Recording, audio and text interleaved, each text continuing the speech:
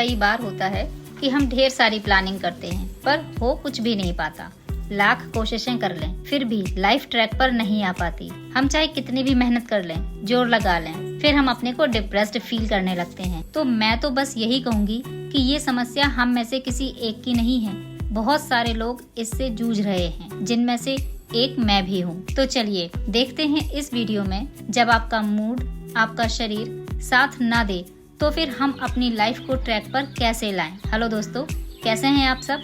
उम्मीद करती हूँ आप सब अच्छे होंगे, मज़े में होंगे, स्वस्थ होंगे, मस्त होंगे, व्यस्त होंगे, क्योंकि जो व्यस्त है, मस्त है, वही तो स्वस्थ है। एक बार फिर से हाजिर हूँ मैं अपने नए ब्लॉग के साथ। यहाँ मिलेगी आपको मेरी असली और सच्ची जिंदगी, रसोई से लेकर रिश्तों तक, घर के काम से लेकर जॉब तक, हेल्थ फिटनेस से लेकर सेल्फ लव तक।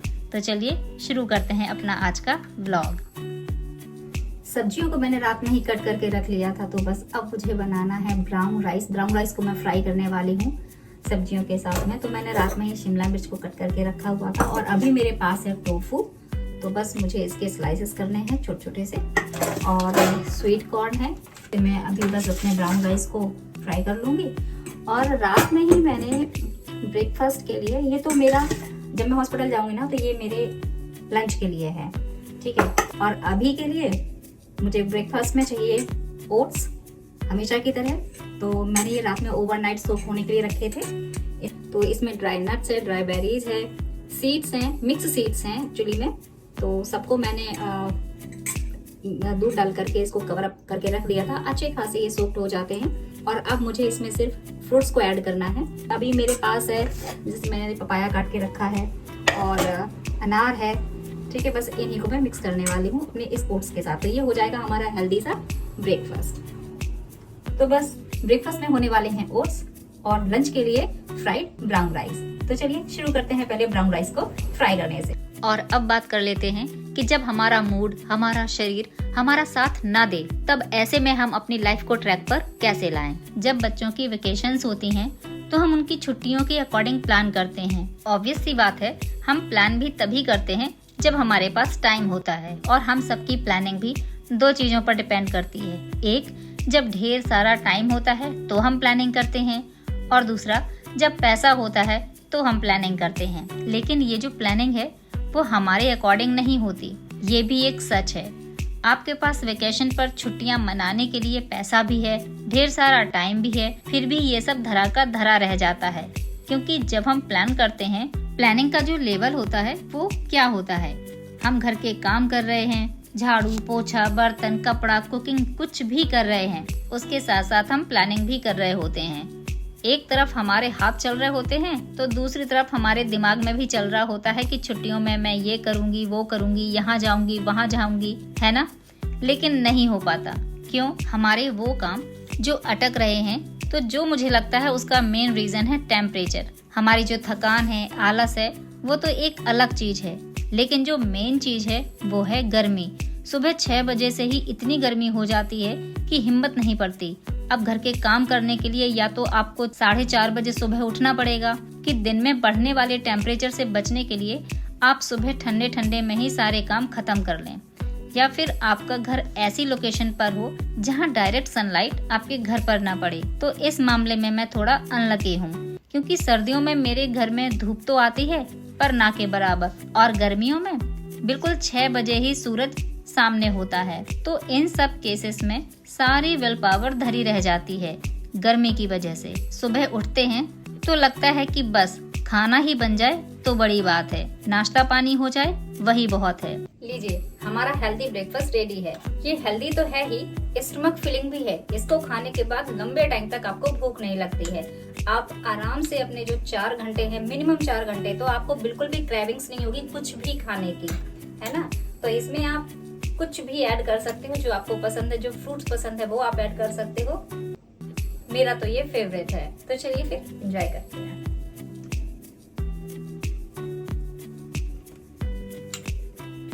ब्रेकफास्ट मैंने कर लिया था और अब मैं रेडी कर रही हूँ अपना यहाँ पर डिटॉक्स वाटर। और डिटॉक्स वाटर बनाने के लिए मैं 1 जग पानी में, ये मैंने पानी जो लिया है वो है घड़े का पानी, और बस इसमें मैं डालती हूँ 3 से 4 पीस बीट रूट के, कुकुम्बर, बेसिल लीव्स, पुदीना लीव्स और एक छोटा टुकड़ा लेमन का। और इस तरह से हमारा डिटॉक्स वाटर रेडी हो जाता है, जो कि हमारी हेल्थ के लिए बहुत ही अच्छा है, जिसके बारे में हर कोई जानता है कि इसको पीने से कितने सारे बेनिफिट्स होते हैं।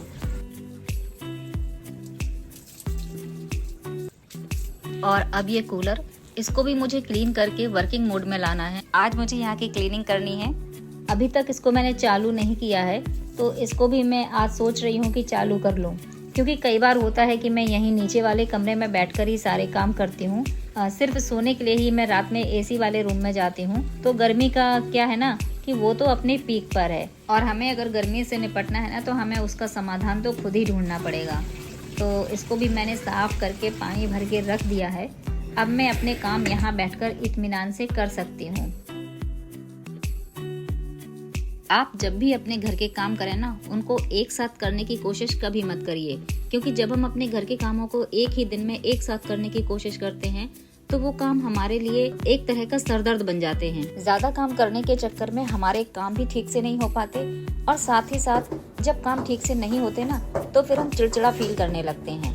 तो ऐसा क्यों करना? तो वही काम हम पार्ट में करके अच्छे भी कर सकते हैं, हमारा मूड भी सही रहता है और हमें टेंशन भी नहीं होती। उसके बाद मैं आ गई थी नीचे वाले फ्लोर में। इस वाले फ्लोर में कोई रहता नहीं है, खाली ही रहता है, लेकिन कभी कभी सफाई करने के लिए मुझे नीचे आना पड़ता है, क्योंकि आप रहो या ना रहो, डस्ट तो हर जगह हो ही जाती है। इसीलिए मैं आई थी आज इसकी धुलाई करने के लिए। मैं इसको पानी डालकर अच्छे से साफ कर रही हूँ, ताकि मैं 10 दिन के लिए तो कम से कम यहाँ से फ्री हो ही जाऊँ। बाकी के रूम की क्लीनिंग सुपरफिशियली होनी है, तो वो तो हो ही जाएगी। आज के दिन के लिए मेरा यही वो मेन काम है जो मुझे आज पूरा कंप्लीट करना है। तो कहने का मतलब सिर्फ इतना ही है कि जब भी आपका काम में मन ना लगे, जब आपका कोई भी एक काम हो जाएगा ना, तो आप खुद ब खुद मोटिवेट हो जाएंगे। सिर्फ वीडियो देखने से, सुनने से मोटिवेशन नहीं मिलती, उसके लिए आपको एक्शन भी लेना पड़ता है। थोड़ा मोटिवेशन, थोड़ा एक्शन एंड देन रिजल्ट। तो मतलब किसी काम का रिजल्ट आपको चाहिए, तो काम की शुरुआत तो करनी पड़ेगी, तब आपको एंड रिजल्ट मिलेगा। तो जब भी आपकी बॉडी या मूड बिल्कुल साथ न दे, तो इसी तरह छोटे छोटे एक्शन लीजिए और काम की शुरुआत करिए। तो देखिए, ये सीढ़ियाँ भी साफ हो गई, ये बरामदा भी हो गया है और गैलरी भी।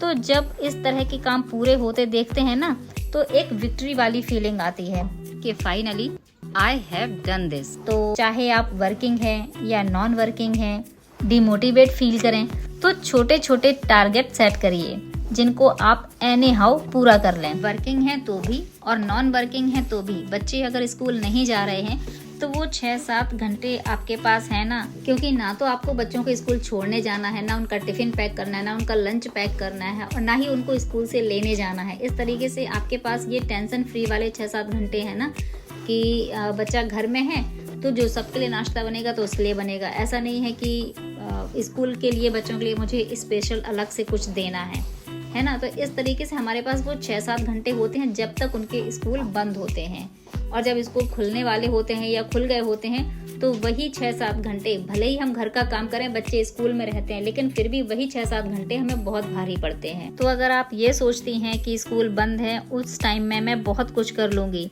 तो ऐसा नहीं है, क्योंकि कई बार वो पॉसिबल हो पाता है और कई बार पॉसिबल नहीं हो पाता।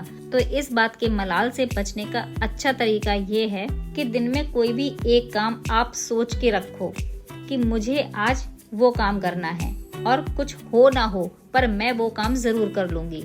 लेकिन जो काम आपको करने हैं ना, तो वो दिन के शुरुआत में ही कोशिश ये करिए कि कम से कम आधा काम तो निपट ही जाए, और फिर उसको ना दोपहर के बाद के लिए बिल्कुल मत छोड़िए। अच्छा, एक चीज और होती है हम महिला में, जो कि बहुत खराब होती है, कि हम सारा काम खुद ही करने की कोशिश करते रहते हैं कि मैं ये भी कर लूँ, वो भी कर लूँ। हम किसी की हेल्प लेना नहीं चाहते हैं। तो ऐसा करने की बजाय आप अपने फैमिली मेंबर्स की हेल्प जरूर लीजिए। गर्मी सभी के लिए है, चाहे फिर वो किचन का काम हो, चाहे लॉन्ड्री हो, या फिर चाहे क्लीनिंग हो।